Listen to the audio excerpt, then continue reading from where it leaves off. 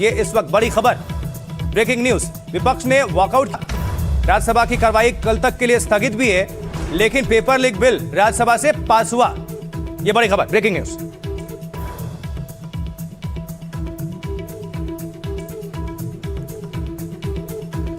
तो दोनों सदनों से पेपर लीक बिल जो है वो पास हुआ। आगे बढ़ते हैं अब बिहार की खबर, क्योंकि पटना के बांकीपुर विधानसभा की सीट नितिन नवीन के राज्यसभा जाने के बाद खाली हुई थी। अब इस पर पीके यानी प्रशांत किशोर ने ताल ठोकी है और मतदान के दौरान उनके समर्थकों और भारतीय जनता पार्टी के समर्थकों में लगातार तनातनी रही। कई बार प्रशांत किशोर भी पुलिस से सवाल करते नजर आए। ऐसे करके कायदा होता है, चारों तरफ से घेर के आप हमको बैठे हुए हैं और कह रहे हैं कि आप कायदे से बात कर रहे हैं। हम नहीं किए हुए हैं, आप दो आदमी को गायब किए हुए हैं। हम बोल रहे हैं ये मतलब आपको पुलिस राज बना दिए हैं क्या? सर पुलिस राज है क्या? ये क्या आप करेंगे? वो अपने सीनियर को बताएंगे। सर ये चीज आप वहाँ बताइएगा, मेरे यहाँ बताइएगा, हमको मत बताइएगा। थाने में आपसे आदमी गायब होगा तो सर हमको नहीं बताइएगा, मैंने नहीं लिया है। बिहार की जनता देखे कि जब हम लोग के साथ आप इस तरह का व्यवहार कर रहे हैं तो आप पॉलिटिक्स हमको क्यों दिखा रहे हैं सर? क्या करेंगे सर? क्या कर लेंगे? पट्टी उतार के छोड़ देंगे सर। अरे आप छोड़ दीजिएगा तो हम क्या आपसे डर रहे हैं? हम कहाँ डर रहे हैं?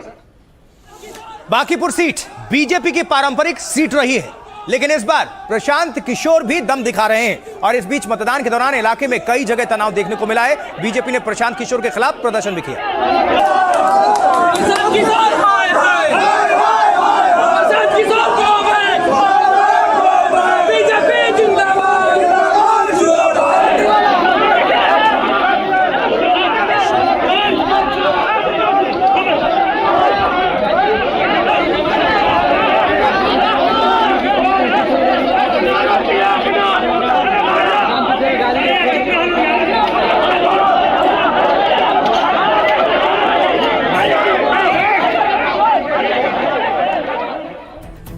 ये तो बिहार की हम बात कर रहे थे, लेकिन उधर मध्य प्रदेश दतिया उपचुनाव में भी वोटिंग हुई है। नतीजे 3 अगस्त को आएंगे। आइए जरा जल्दी से देख लेते हैं कहां कितना मतदान हुआ है। मध्य प्रदेश के साथ साथ बिहार की भी बात करेंगे। तो बांकीपुर बिहार में 34.30% मतदान हुआ, वोट कास्ट हुआ। कुल 26 उम्मीदवार मैदान में है। 1990 से इस सीट पर भारतीय जनता पार्टी का लगातार कब्जा है, हारी नहीं। उसके बाद प्रशांत किशोर पहली बार चुनावी मैदान में ताल ठोक रहे हैं। नितिन नवीन भारतीय जनता पार्टी के अध्यक्ष जो हैं वो राज्यसभा चले गए। राज्यसभा जाने के बाद यह सीट खाली हुई। अब प्रमुख उम्मीदवार कौन कौन है? बीजेपी की तरफ से नीरज सिन्हा है, जन स्वराज पार्टी की तरफ से उनके फाउंडर खुद पीके यानी प्रशांत किशोर हैं और आरजेडी की तरफ से रेखा गुप्ता हैं चुनावी मैदान में। लेकिन उधर मध्य प्रदेश दतिया की अब बात कर लेते हैं। तो करीब यहां पर बंपर वोटिंग हुई है। 71.44% मतदान हुआ है दतिया में। यह मध्य प्रदेश के पूर्व गृह मंत्री नरोत्तम मिश्रा की सीट रही है। 2023 में नरोत्तम मिश्रा चुनाव हार गए थे। इस बार बीजेपी ने टिकट नहीं दिया उन्हें। कांग्रेस विधायक राजेंद्र भारती की अयोग्यता के बाद खाली हुई थी यह सीट। प्रमुख उम्मीदवार कौन कौन है? तो बीजेपी की तरफ से आशुतोष तिवारी हैं, कांग्रेस की तरफ से घनश्याम सिंह हैं। चुनावी ताल ठोक रहे हैं। आइए सुनते हैं अब बांकीपुर और दतिया को लेकर किसके क्या क्या अपने अपने दावे। प्रयास यहाँ के जो लोग हैं पुलिस प्रशासन का इस्तेमाल कर रहे हैं, लेकिन जनता उससे डरने वाली नहीं है। अगर जनता पर लाठी चलाइएगा, जनता को अरेस्ट कीजिएगा, उनको इंटिमिडेट कीजिएगा तो अल्टीमेटली और आपके खिलाफ ज्यादा वोट पड़ेगा। कोई नहीं बचा सकता है। कोई चुनौती नहीं। प्रशांत किशोर पिछले विधानसभा के आम चुनाव में भी बहुत तीर मार रहे थे। इस बार भी कोई उनकी संभावना और उम्मीद नहीं है। वो मुंगेरी लाल का हसीन सपना देखते रहते हैं। बिहार की धरती ऐसे लोगों को स्वीकार नहीं करती है जो हवाबाजी में विश्वास रखते हैं। इस बार उपचुनाव में बीजेपी की बड़ी करारी हार होने जा रही है और हमारी प्रत्याशी राष्ट्रीय जनता दल की रेखा गुप्ता जी भारी मतों से उनकी जीत होने जा रही है। और 3 तारीख को जब नतीजा आएगा तो आप देखिएगा कि बांकीपुर से पूरे मुल्क में, पूरे देश में ये संदेश जाएगा जो राष्ट्रीय अध्यक्ष भाजपा की जो सीट जो है वहाँ से बीजेपी को हार का सामना करना पड़ेगा। कोई भी चुनाव आसान नहीं होता और ये ऐसा कहना कि नहीं कोई चुनौती ही नहीं है और हम लोग एकदम बहुत ही कंफर्टेबल पोजीशन में है, ये गलत है। लेकिन हाँ, बांकीपुर विधानसभा में जो जीत है वो 100% एनडीए की होने वाली है। कह सकते हैं पॉजिटिव फाइट नहीं होगा, एक अच्छी लड़ाई नहीं होगी, लोकतंत्र के अधिकार के लिए विकास की बात नहीं होगी। तब तक कैसे होगा? पर भारतीय जनता पार्टी जीत रही है, सब एकदम बढ़िया, मतलब कमल खिलेगा।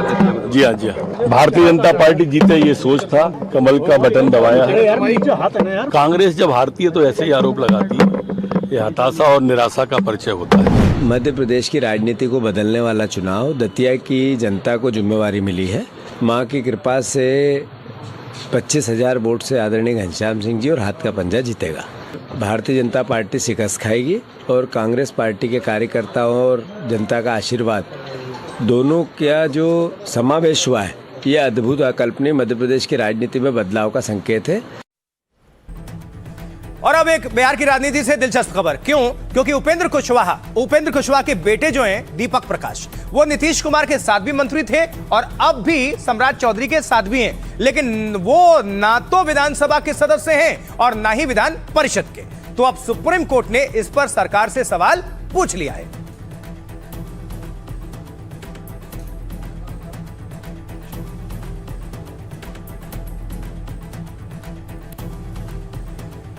चलिए जरा विस्तार से आपको बता देते हैं कि दीपक प्रकाश कौन है और मामला ये पूरा क्या है, समझते हैं। देखिए, दीपक प्रकाश बिहार सरकार में पंचायती राज मंत्री हैं। वो राष्ट्रीय लोक मोर्चा के अध्यक्ष उपेंद्र कुशवाहा के बेटे हैं, लेकिन वो ना तो विधानसभा के सदस्य हैं और ना ही विधान परिषद के। नियम कहता है कि मंत्री जी को 6 महीने के भीतर विधायक होना जरूरी है। अब सुप्रीम कोर्ट ने उनको लेकर बिहार सरकार से सवाल पूछा है।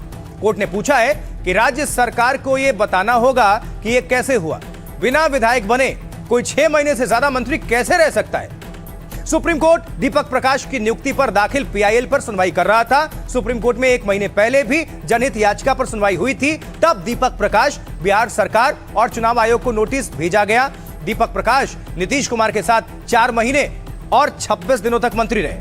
नीतीश का जब इस्तीफा हुआ तो उनका कार्यकाल अपने आप खत्म हुआ। इसके बाद अगले 22 दिनों तक उन्होंने कोई भी मंत्री पद नहीं संभाला। अब 7 मई 2026 को सम्राट चौधरी की नई सरकार में वो फिर से मंत्री बना दिए गए। संविधान में लगातार 6 महीने बगैर विधायक मंत्री बने रहने की बात है। याचिकाकर्ता की दलील है कि दीपक 6 महीने से ज्यादा वक्त से मंत्री हैं। वहीं दीपक पहला कार्यकाल 6 महीने से पहले ही खत्म हो गया था उनका। अब सुप्रीम कोर्ट इस मामले की सुनवाई 27 अगस्त को करेगा। लेकिन सवाल पूछा गया सुप्रीम कोर्ट की तरफ से। अब सुनवाते हैं दीपक प्रकाश को लेकर उनकी पार्टी क्या कह रही है, बीजेपी क्या कह रही है और विपक्ष क्या कह रहा है। सुप्रीम कोर्ट में जो विषय विचाराधीन होता है, हमारी पार्टी का स्पष्ट मत है कि वैसे विषयों पर कोर्ट के बाहर कोई टीका टिप्पणी नहीं होनी चाहिए। माननीय न्यायालय का जैसा निर्देश होगा उसका अक्षरतः पालन होगा। संविधान के अनुच्छेद 164(4) के तहत माननीय मंत्री की नियुक्ति हुई थी कैबिनेट के मंत्री की तरह। अब इस अनुच्छेद का क्या इम्प्लीकेशन है, ये माननीय उच्च न्यायालय जिस तरह की भी व्याख्या करता है, जिस तरह का भी आदेश देता है, बिहार की सरकार उस आदेश का अक्षरतः पालन करे। दीपक प्रकाश किस हैसियत से बिहार सरकार के मंत्री के पद पर बने हैं? संविधान की अवमानना, संविधान की अवहेलना बाबत भी मंत्री के पत्र कैसे बना हुआ है? दुर्भाग्य है इस देश का कि उच्चतम न्यायालय की टिप्पणी के बावजूद भी सरकार चुप है। अगर दूसरी होती सरकार तो तांडव चलता कई प्लेटफार्मों पर, लेकिन अभी तो कुछ नहीं कोई बोल रहा है भाई। इसके पहले भी सुप्रीम कोर्ट ने टिप्पणी की और आज भी की।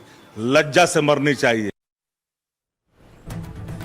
ये बात होगी बिहार की और वहां के पॉलिटिकल खबर की। अब आगे बढ़ते हुए आपको लिए चलते हैं कहां? मध्य प्रदेश के धार में, क्योंकि भोजशाला विवाद की खबर आपके सामने रखेंगे। इस परिसर को लेकर हिंदू मुसलमानों के बीच विवाद पुराना है। कोर्ट के आदेश के बाद यहां हिंदू मंगलवार को वाक देवी की पूजा करते हैं। मुस्लिमों की मांग थी कि उन्हें भी शुक्रवार को नमाज पढ़ने की इजाजत मिले, जैसा कि पहले हुआ करता था।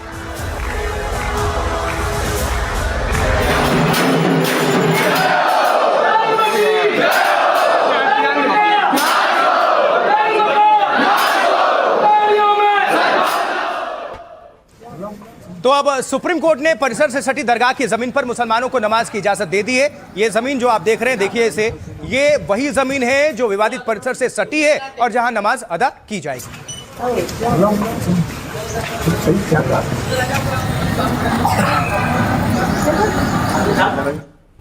अब समझिए विस्तार से कि ये पूरा मामला क्या है। तो धार के बहुचर्चित भोजशाला मामले में सुप्रीम कोर्ट से बड़ा फैसला आया। कोर्ट ने जुमे की नमाज के लिए मुस्लिम पक्ष को जगह देने के निर्देश जारी किए। दरगाह की भूमि के रूप में चिन्हित ये जगह भोजशाला के बिल्कुल बगल में सटी हुई जमीन है। कोर्ट ने कहा शुक्रवार को दोपहर 1 से 3 तक नमाज की अनुमति दी जा सकती है। यहां पर कोर्ट के अनुसार विवादित परिसर से सटी ये जगह नमाज के लिए उपयुक्त है। कोर्ट ने कहा कि दोनों पक्ष किसी वैकल्पिक स्थान का चयन भी कर सकते हैं। मुस्लिमों ने मांग की थी कि जो भी जमीन मिले वहां से मस्जिद साफ दिखाई दे। इस मांग के बाद कोर्ट ने गूगल मैप के जरिए परिसर की भौगोलिक स्थिति का जायजा लिया। तब जाकर कोर्ट ने दरगाह भूमि को सबसे व्यवहारिक समाधान माना। सुनवाई के दौरान एमपी सरकार ने अधिकारों की लड़ाई में ना पड़ने की दलील पेश की और कहा कि उसका मुख्य ध्यान सिर्फ कानून व्यवस्था संभालने पर है, यानी लॉ एंड ऑर्डर। अब इस पर सुप्रीम कोर्ट ने राज्य सरकार को उसकी जिम्मेदारी याद दिलाई। कोर्ट ने कहा कि धार्मिक अधिकारों की रक्षा करना भी राज्य का दायित्व है, कर्तव्य है। कोर्ट ने कहा धार्मिक अधिकारों की रक्षा करना राज्य का दायित्व है, ये आपको हमने बता दिया। अब सुनवा देंगे कि इस पर कांग्रेस क्या कह रही है, सुनते हैं सबके बयान। जब तक फाइनल ऑर्डर नहीं आता तो हमें कैंपस के सामने जो लगी हुई जगह वो दे दी जाए। जो अभी ऑर्डर, क्योंकि अभी इमीडिएटली सुप्रीम कोर्ट ने ऑर्डर पास करा, रिटर्न ऑर्डर आने में टाइम लगेगा, लेकिन जो वकीलों ने मुझे अभी बताया कि जो हमने येलो डिमार्केशन करके दिया था, उन्होंने उस जगह को लोकेट करके कहा है कि इस जगह पर कल नमाज पढ़ा दी जाए। ये तो एक टेम्पररी फेस है। अभी सुप्रीम कोर्ट ने कहा कि जब तक फाइनल डिसीजन नहीं आता तब तक नमाज वहां प्रारंभ की जाएगी, जो नमाज रुक गई थी। तो उस लड़ाई को हम लोगों को निकालना था। आगे बढ़ते हुए अब बात सावन के पवित्र महीने की। जी हां, तो सावन महीने की शुरुआत हो चुकी है और हर तरफ बोल बम का नारा, जयकारा ही सुनने को मिल रहा है। देखते हैं कुछ तस्वीरें कांवड़ियों की भी। अब सबसे पहले आपको काशी विश्वनाथ के दरबार में लिए चलते हैं, जहां मुख्यमंत्री योगी आदित्यनाथ ने महादेव की पूजा अर्चना की है। सुनिए जरा मंत्रोच्चार।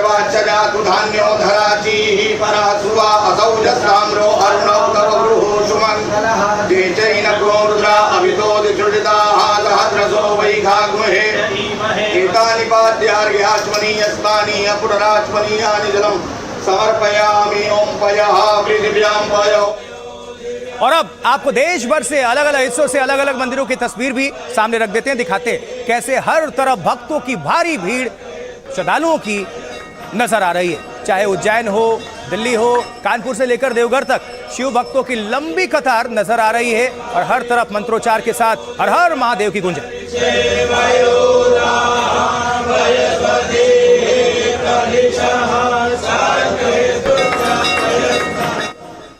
और आज से इसी के साथ कांवड़ यात्रा भी शुरू हो चुकी है। लग्जरी स्पोर्ट्स कार में भी शिव की कांवड़ निकली है। जरा ये देखिए तस्वीर।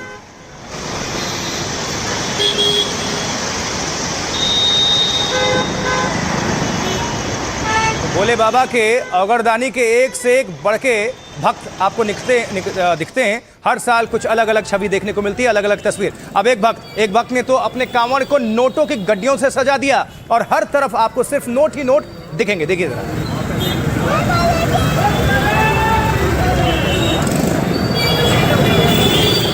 और इसके लिए लेकिन सुरक्षा व्यवस्था भी चाक चौबंद है।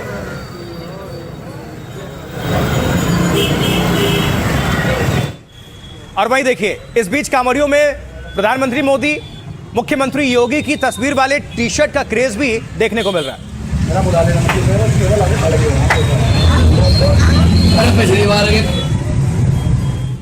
तो उत्तर प्रदेश में इस वक्त सुरक्षा व्यवस्था चाक चौबंद है। कांवड़ के मद्देनजर हापुड़ में तो कांवड़ मार्ग की ड्रोन से मॉनिटरिंग की जा रही है।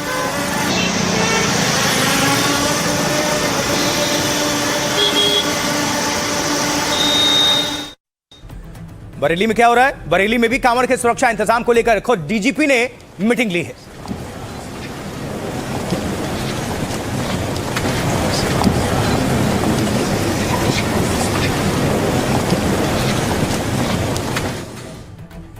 और आगे बढ़ते हुए आपको बता देते हैं कि कांवड़ यात्रा को लेकर किस तरह के इंतजाम किए गए हैं। नजर डालिए। देखिए, आज सावन का पहला दिन है और इसी के साथ कांवड़ यात्रा शुरू हो चुकी है। इस बीच शिव भक्तों के लिए कांवड़ मार्ग पर चाक चौबंद व्यवस्था है। पश्चिमी उत्तर प्रदेश, दिल्ली से लेकर उत्तराखंड तक 40,000 पुलिसकर्मियों की तैनाती है। दिल्ली में कांवड़ यात्रा के लिए 6,000 से ज्यादा पुलिस वाले तैनात हैं। इस वक्त दिल्ली में कांवड़ रूट को 12 सुपर जोन्स, 33 जोन्स और 120 सेक्टर्स में बांटा गया है। दरअसल शिव भक्त हरिद्वार, ऋषिकेश से गंगा जल लेकर लौटते हैं, इसलिए उनकी सुविधा के लिए रूट डायवर्जन प्लान तैयार हुआ है।